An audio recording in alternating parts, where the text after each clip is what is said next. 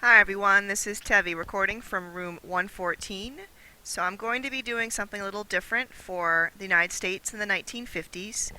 You don't have guided notes, but instead I'm going to give you a writing prompt, and I would like you to pay attention with that prompt in mind, and then just jot down things that you want to include in your response. So I'm opening up with three images. We have Elvis, the king of rock and roll, there on the left. We have the symbol for nuclear radiation from nuclear weapons. And on the right, we have the rise of suburbia. Look at that kind of like cookie cutter model that we see in the suburbs. So that kind of will introduce what we're talking about here. So the paradox of change in culture. So the 50s can be summed up as a time of conservatism, complacency, and contentment. So you will see examples, guys, in this screencast of people really just not wanting to make waves, right? Just being happy with peacetime, right? It's after World War II. You'll also see evidence of anxiety, alienation, and kind of the beginnings of social unrest. So how do these coexist? This era has witnessed tremendous economic growth, which I'll show you guys. You'll see, social contentment. You'll see the rise of the middle-class family. You'll see a lot of conformity. So in the midst of such increasing affluence and comfortable domesticity, social critics expressed a growing sense of unease with American culture in the 1950s. So I'm looking for how you would prove this statement and how the decade of the 1950s really is a paradox, meaning that there are just two contrasting things going on at the same time. So with that in mind, let's begin. And so you guys, you're looking for three examples throughout this PowerPoint. So, this reviews what we just finished, right? The Cold War. So it's important to note the panic. We know Soviets have the nuclear capabilities, and we also know that China has fallen to communism. And then into the mid-1950s, guys, remember we lose North Korea as well. So this kind of sets the stage for anxiety, right? So this also, some of our groups talked about this. So the Red Scare is really a worry, right? A huge fear of communists in our country, trying to weaken us and to secretly overthrow the government. So President Truman has a hand in this with his loyalty review program, which really just instills more fear. And also we have the House on Un-American Activities, which has these public hearings, to really increase paranoia. So McCarthyism is that example of, during the 1950s, of this anxiety. He's known for this famous question, are you now or have you ever been a member of the Communist Party? He's known for this quote, too, that he is carrying a list of people within our own government that are members of the Communist Party. So there's this search for disloyalty that kind of creates this atmosphere in the 1950s. To reinforce that atmosphere of paranoia and suspicion, of this Red Scare, right, this fear of communism, Hollywood actors and screenwriters are targeted. So this Hollywood 10 are convicted because they refuse to speak, right? They plead the Fifth Amendment, and they're blacklisted. So remember, blacklisted is, they can't get work again.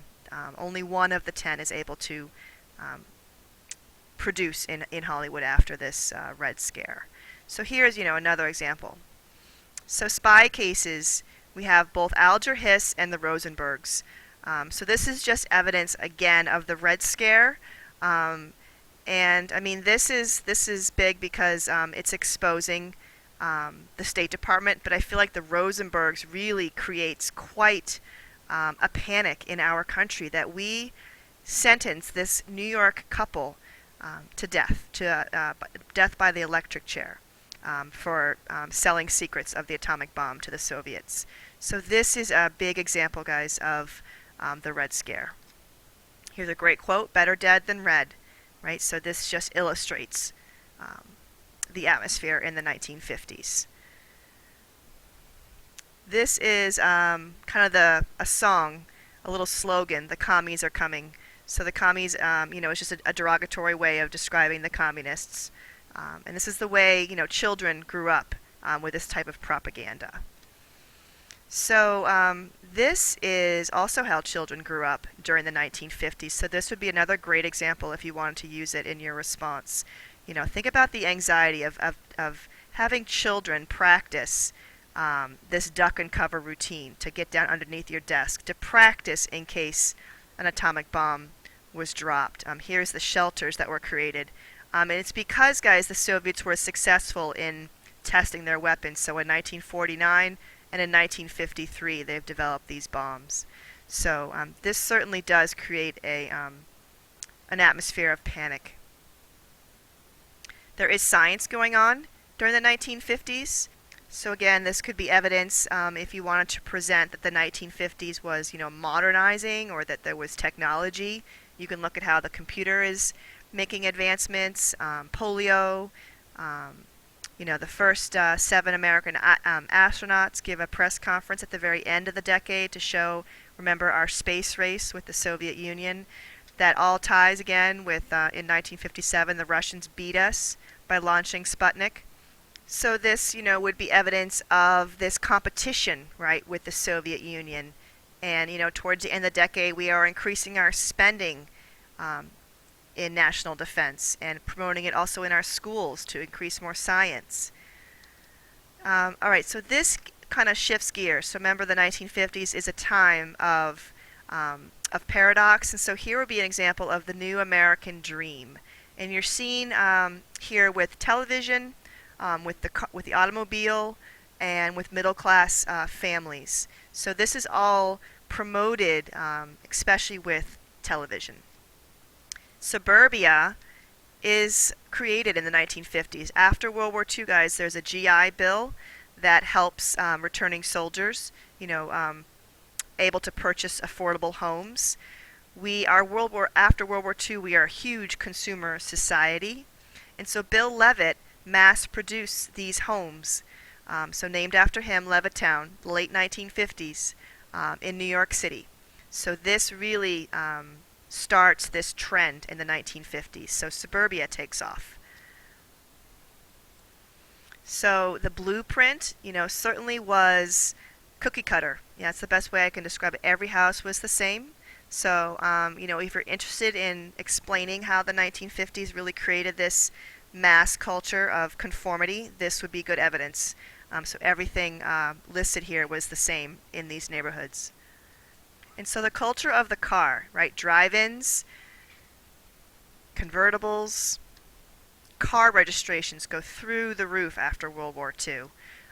There are more highways constructed. So it's the largest public works project in American history. So now you can travel all across America. So how does the car impact the 1950s as a time of paradox? So here's just examples of the interstate system, all the different ways to now crisscross America.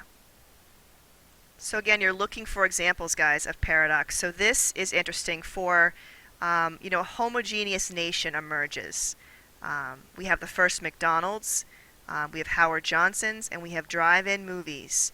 So, the automobile certainly promotes this, but think about, what kind of culture is created in the 1950s, where everything is the same. So along with suburbia is the baby boom. And so with all these returning soldiers, guys, 65 million babies are born. This is a book that my mom had when she had me. Remember, I was born a long time ago in 1969. But Dr. Spock was like her Bible. It was called The Common Sense Book of Baby and Child Care. It's pictured here. And it was like the go-to guide for parents. This got cut off, but guys, the media also celebrated parenthood, pregnancy, and large families. So it was encouraged to have children. School enrollment, you can see, goes up during this time period as well. All right, this section really gets me going because gender roles became very well defined. And so, this quote would be an example of the ideal modern woman, and there's Marilyn Monroe to epitomize it. And then here's a good quote for the ideal 1950s man. And then there's a great picture of a famous actor known as Cary Grant. All right, so this is an important part of 1950s culture. If you have an interest in, how men and women were expected to behave, you can certainly look at this in your response. Television. So this is a picture of the cast from Leave It to Beaver, which I'll show you guys a clip of in class. So TV culture really takes off. Comedies, the ideal family is portrayed. The woman certainly stays home and the man is the provider. Children's shows, the news, and also music and sports. So really television becomes widespread and promotes consumerism as well.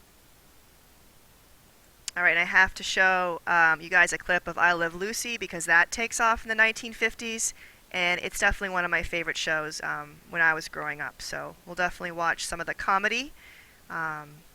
Teen culture. So, if you're looking at the 1950s, there is Marlon Brando, sorry for the noise, that's from his movie called The Wild One, and James Dean in Rebel Without a Cause. So the word actually comes into the American language in the 50s, and they begin to spend, they become consumers, and they're spending money, at the drive-ins and at the McDonald's. And so this also idea of juvenile delinquency, right, of being a bad boy, is promoted in Hollywood.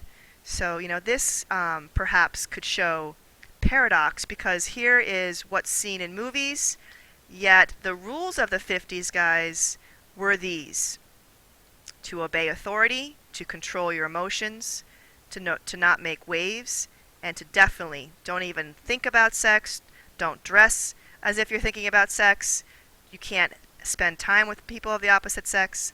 So that would definitely be a great example of paradox, looking at Hollywood and then looking at the rules. This guy certainly makes parents worry. So listeners went crazy with Elvis Presley's music and his dance style.